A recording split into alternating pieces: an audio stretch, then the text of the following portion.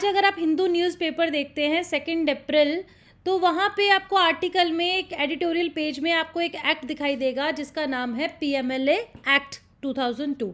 ये एक्ट इसलिए भी इम्पॉर्टेंट है क्योंकि हम सब जान रहे हैं कि लोकसभा चुनाव जो इलेक्शन है वो 2024 के होने वाले हैं, और इस चुनाव से पहले बहुत ज़्यादा पॉलिटिकल जो इश्यूज चल रहे हैं, जैसे कि आपके जो चीफ मिनिस्टर ऑफ दिल्ली हैं सीएम अरविंद केजरीवाल जो हैं वो गिरफ्तार हो चुके हैं।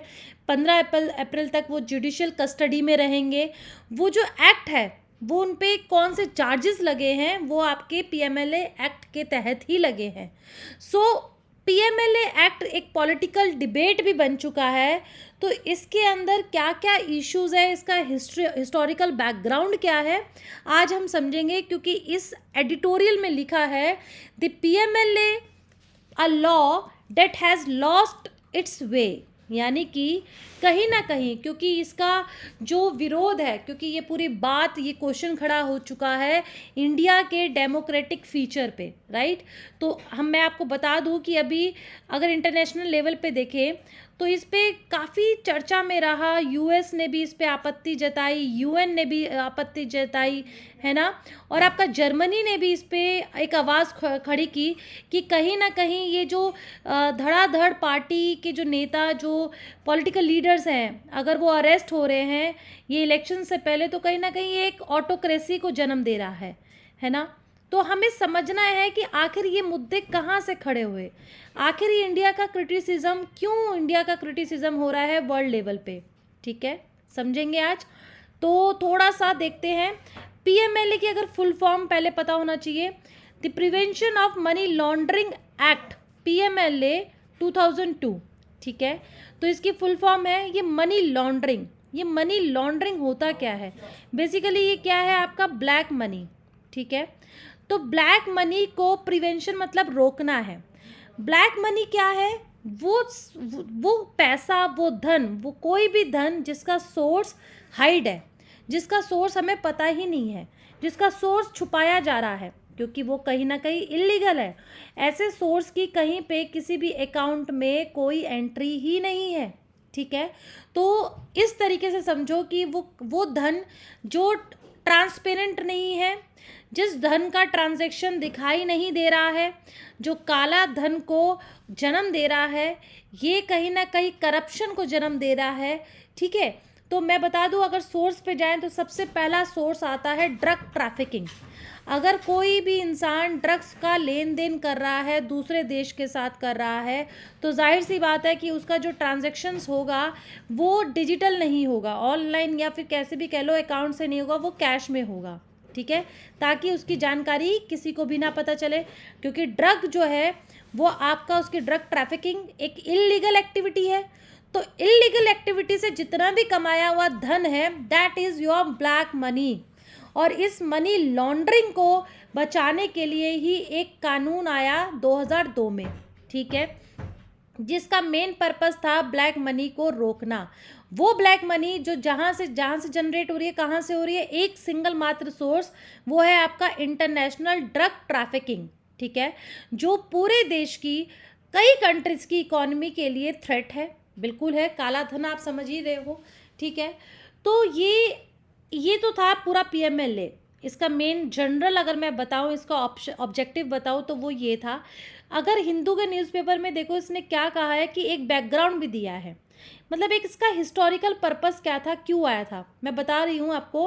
1988 की बात है, जब यूनाइटेड नेशंस ने बहुत सीरियस एक नोट लिया, मिड 80s की बात करें 1988 में, कि भाई वहाँ पे पूरे वर्ल्ड लेवल पे ट्रैफिकिंग हुई, narcotic drugs and psychotropic substance. हमारे देश में ये एक्ट भी है, एनडीपीएस जिसे कहा जाता है।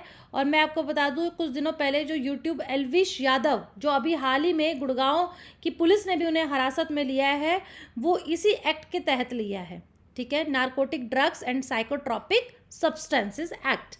अब बात होती है 1988 में, जब पूरे वर्ल्ड लेवल पे सबसे बड़ा चैलेंज बना हुआ था कि भाई ड्रग ट्रैफिकिंग बहुत ज़्यादा लेवल पे हो रही थी और वो जन्म दे रहा था ब्लैक मनी को, ठीक है। तो उसी के चलते सभी कंट्रीज़ ने, खासकर स्टार्टिंग में 7 कंट्रीज़ आई जिन्होंने 1988 में ये कहा कि भाई नहीं, इसको रोकना है यूनाइटेड नेशन से, कि भाई मिलकर इसके अगेंस्ट कोई ना कोई हमें कानून लाना होगा।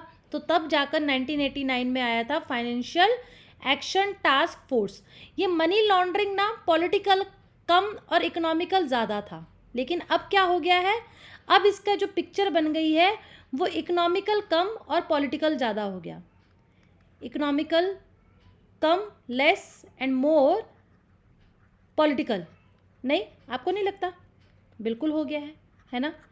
क्योंकि आज के इस कानून में सभी वो सारे रीज़न हैं, लेकिन जो ओरिजिनल पॉइंट था, ओरिजिनल पॉइंट बस इतना सा था कि भाई ड्रग ट्रैफिकिंग थी, उस ड्रग ट्रैफिकिंग को रोकना था, और उस ड्रग ट्रैफिकिंग से जो उत्पन्न ब्लैक मनी थी उसको रोकना था। उसके लिए नियम लाना था, कानून लाना था। ये आया भी, लेकिन इसने यू टर्न ले लिया, है ना? यू टर्न ले लिया कुछ पॉलिटिकल अपने इंटरेस्ट में आकर, ये एक नया ही मोड में चला गया है। इसीलिए ये हेडिंग भी दी है, a law that has lost its way. इसने अपना ही वे खो डाला, ठीक है? तो जब FATF आया, यूपीएससी ने फाइनेंशियल एक्शन टास्क फोर्स पे प्रीलिम्स में क्वेश्चन भी बहुत पूछे थे। अगर आप प्रीवियस पेपर देखें तो आपको मिलेंगे, 1-2 क्वेश्चन तो आया था 2-3 सालों में, ठीक है? अच्छा, उसके बाद क्या हुआ, 1990 में एक डिक्लेरेशन हुआ, और उसका नाम था the political declaration and global programme of action which called upon all the member countries to enact suitable piece of legislation to effectively prevent the laundering of drug money. सीधी सी बात थी, एक एक्शन लिया गया जिसके तहत इंटरनेशनल लेवल पे सभी कंट्रीज़ को कहा कि आप अपने अपने देशों में हर पॉलिटिकल लीडर्स जो हैं वो पॉलिटिकली लीगली एक कानून लेकर आएंगे जो इस ड्रग ट्रैफिकिंग से होने वाली मनी लॉन्ड्रिंग है उसको प्रिवेंट करा जाएगा, ठीक है? चलिए जी, यहाँ तक चीज़ें सही थी। FATF ने भी बहुत सारे कानून का जो फॉर्मुलेशन है वो किया to prevent drug money laundering. सीधी सी बात थी, ड्रग मनी लॉन्ड्रिंग को रोकना था, लेकिन चीज़ें कुछ ना कुछ समय आता रहा, अमेंडमेंट्स होते रहे और चीज़ें बदल गई। भारत के अगर मैं कहूँ, संसद ने, इंडियन पार्लियामेंट ने ये PMLA एक्ट 2002 में इसको इनेक्ट किया, लेकिन ये भारत में कब इम्प्लीमेंट हुआ? 2005 में। 2002 में आ चुका था, इनेक्ट हो चुका था, बट 2005 में ये इम्प्लीमेंट हुआ, ठीक है? तो इस पूरे में, इसके चक्कर में, इसके चलते बहुत सारे ऑफेंसेस थे जो IPC में भी ऐड किए गए, नारकोटिक ड्रग्स साइकोट्रोपिक सब्सटेंस में भी एक्ट किए, जो 1985 का एक्ट है उसमें भी ऐड किए गए, लेकिन आगे आते आते कुछ चेंजेस होते चले गए, ठीक है? ऐड होते गए।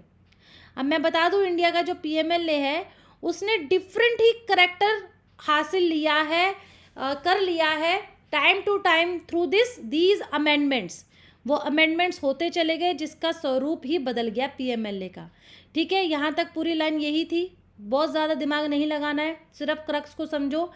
अच्छा, अब बात कर रहे हैं कि इसके अंदर क्या था कि वो सभी लोग जो डायरेक्टली इस क्राइम में इन्वॉल्व हैं, या फिर वो जनरेशन जो क्राइम प्रोसीड में लगे हैं इनडायरेक्ट रूप से, वो भी इसमें शामिल होंगे, ठीक है? डायरेक्ट इन्वॉल्वमेंट नहीं है, बट कहीं ना कहीं उनका जुड़े हुए थे इस मनी लॉन्ड्रिंग में, तो ड्रग ट्रैफिकिंग के मामले में, तो वो इसके अंदर जो है सम्मिलित होंगे, ठीक है?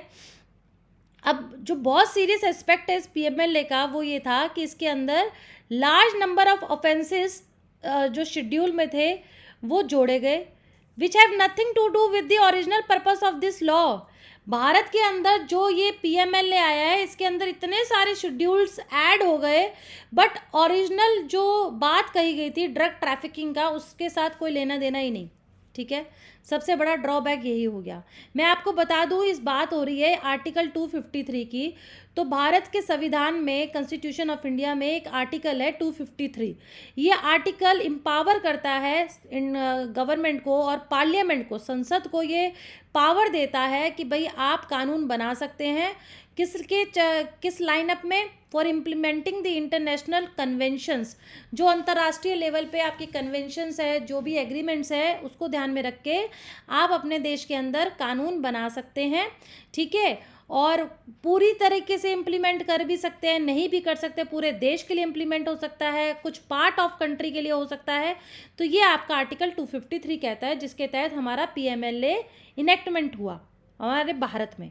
ठीक है जी, चलिए यहाँ पे सिर्फ इतनी बात समझो, ये पूरा पैराग्राफ यही कह रहा है कि बहुत सारे चेंजेस हुए हैं, लेकिन जो ड्रग मनी था, वो ड्रग मनी ओरिजिनल जो ओरिजिन था इस एक्ट के लाने के पीछे, जो सबसे मेन ऑब्जेक्टिव था, लक्ष्य था, वही नहीं है इसके अंदर फीचर्स में। ठीक है, अब बात आती है इनेक्टमेंट में। मैंने आपको बताया आर्टिकल 253, तो आपको पता होना चाहिए आर्टिकल 253 क्या है। अब वो कह रहा है कि बहुत सारे अमेंडमेंट्स हुए हैं इस एक्ट में डिफरेंट टाइम पे, जिसकी वजह से जो शेड्यूल्स थे which now contain such offenses which either ordinary offense or the special laws, कुछ ऐसे offenses आ गए जिसको ordinary भी कहा जा रहा है और कुछ को special law भी उनके लिए बनाए गए। ठीक है, since the money laundering as an offense is linked to one of the scheduled offense, the offense contained in the schedule become the starting point of the whole process of operationalization of the PMLA। ठीक है, money laundering कहा गया, लेकिन जो drug trafficking था वो इस पूरे PMLA में मिसिंग था, जिसकी वजह से ये इनेक्टमेंट हुआ।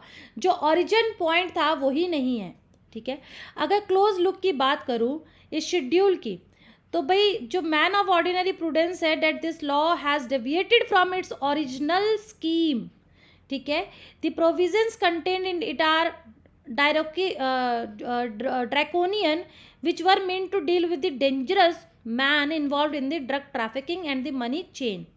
These provisions are now being used in other scheduled offenses without mitigating their rigorous offenses, which by their very nature do not generate crime proceeds of a scale which can de-establish the economy and endanger sovereignty of the nation, are being tried under this law.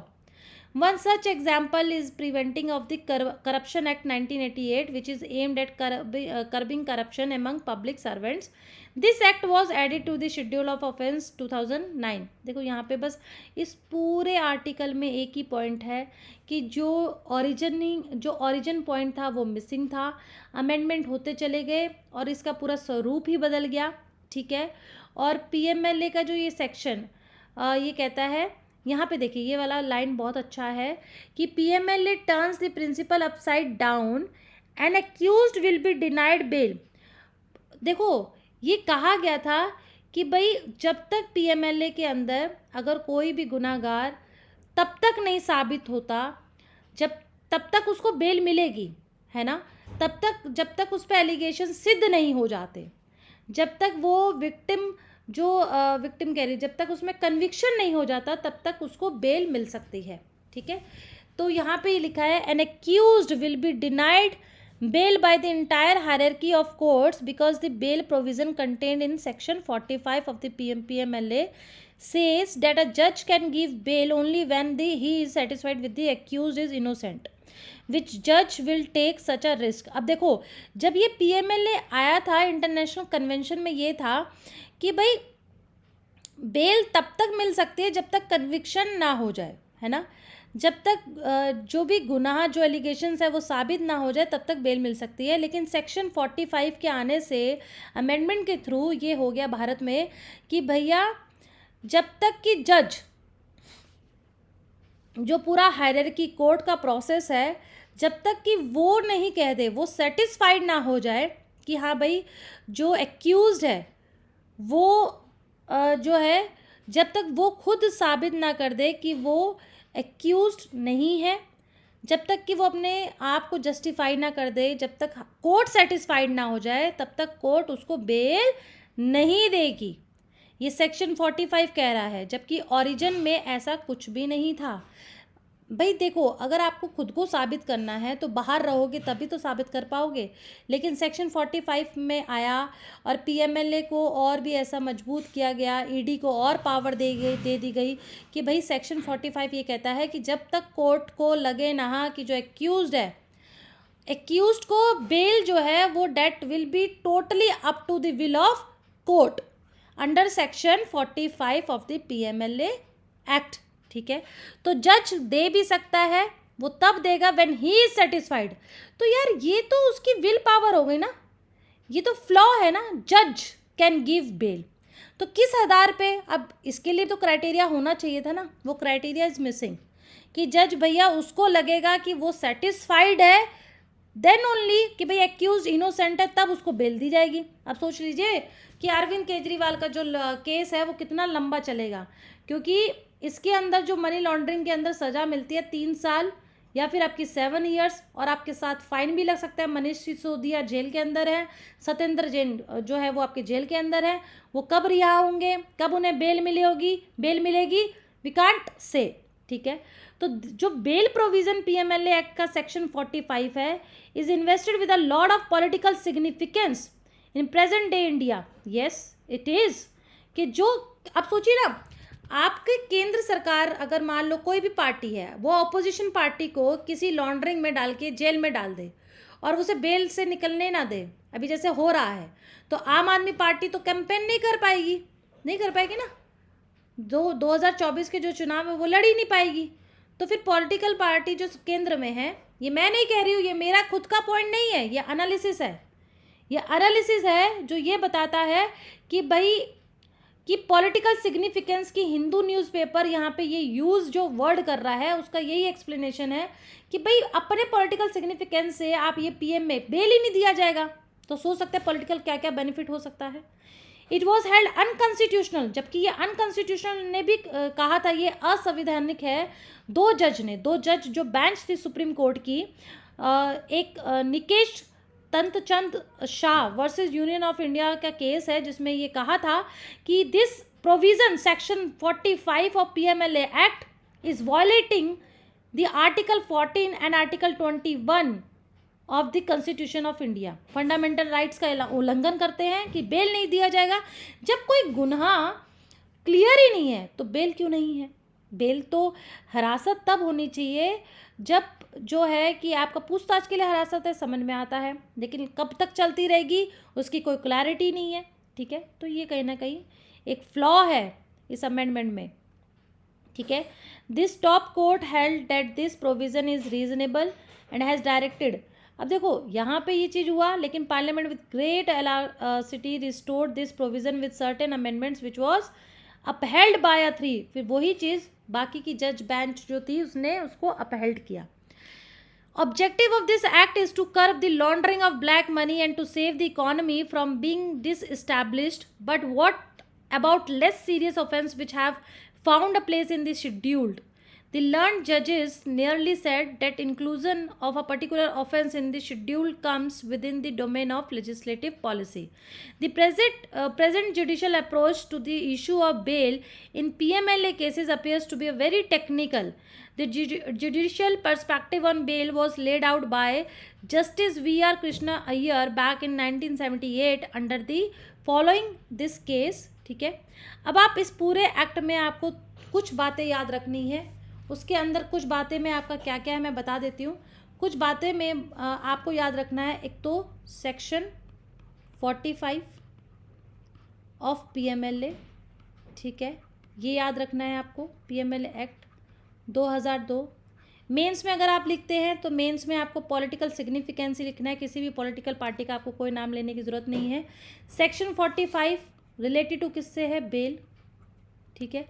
दूसरा आपको क्या याद रखना है, कुछ cases ज़रूर याद रखना जो हिंदू के न्यूज़पेपर में थे, क्योंकि मेंस में वो आपको वैल्यू इनरिचमेंट देंगे, ठीक है। ये सारे जो केसेस हैं यहाँ पे जो मैंने अभी डिस्कस किया है, ये वाला जो केस है ये देखना है, ठीक है। ओरिजिन जो पॉइंट मिसिंग है वो आप ये देखना है। आर्टिकल 253, ठीक है, तो जो आर्टिकल 253 है वो बहुत इम्पॉर्टेंट है, ठीक है। सेक्शन 45 इज़ वेरी इम्पॉर्टेंट, ठीक है। तो इस पीएमएलए एक्ट का जो क्रक्स है वो आपको अभी समझ में आ चुका होगा। प्रीलिम्स के पॉइंट ऑफ व्यू से देखा जाए तो इसके जो प्रोविजंस हैं, जो फीचर्स हैं, वो थोड़ा सा आप देख सकते हो। आर्टिकल 253 से क्वेश्चन प्रीलिम्स में पूछा जा सकता है, मेंस में तो पक्का ये आपका इस बार आएगा ही आएगा, ठीक है। तो इसके केसेस को ज़रूर ध्यान में रखना है। फंडामेंटल राइट्स को कैसे ये वॉयलेट कर रहा है 2000, ये आर्टिकल 14 एंड 21, ये आपका मेंस के पर्सपेक्टिव से कीवर्ड हो गया, ठीक है। सो आई थिंक आपको ये समझ में आया होगा, मैंने कोशिश की इस क्रक्स को समझाने की, ठीक है। तो I hope you like this video, please like share and subscribe my channel. Next भी मेरी कोशिश रहेगी कि कुछ ऐसे आर्टिकल्स जो बड़े बड़े दिखते हैं, क्योंकि सबसे ज़्यादा बच्चों को प्रॉब्लम आती है एडिटोरियल पेज में, ठीक है, तो उसको लंबा नहीं खींच करके उसको बस उसका मैं क्रक्स आपको बता सकूं, ठीक है, क्रक्स 4-5 लाइन में। क्योंकि ना आपको मेंस में क्या लिखना होता है, मेन बॉडी में आपके पास जितने पॉइंट्स होंगे 5-6 पॉइंट्स मेन बॉडी में, अगर आप आंसर राइटिंग करते हैं, उस आंसर राइटिंग में आपके मेन बॉडी में 6 to 7 पॉइंट्स, 5 to 6 भी है ना तो बहुत है, वो पॉइंट्स आपके अच्छे होने चाहिए, ठीक है। जैसे इस पूरे एक्ट में आपका आ गया सेक्शन 45 हो गया, ठीक है। आपका नारकोटिक ड्रग्स जो एक्ट है उसका जिक्र हुआ 1985 का, वो हो गया। आपका United nation financial action task force है, वो हो गया, उसका जिक्र हुआ। आपका 253 आर्टिकल हुआ। आपका फंडामेंटल राइट 14 एंड 21 हुआ। ऐसे ही आपको कवर करना है। उसके बाद आपको कंक्लूजन देना है न्यूट्रल, ठीक है। ऐसे करते करते हम आंसर राइटिंग पे भी आएंगे। नेक्स्ट कोशिश होगी कि मैं आपके साथ एक क्वेश्चन भी ऐड कर सकूं। Till then, thank you.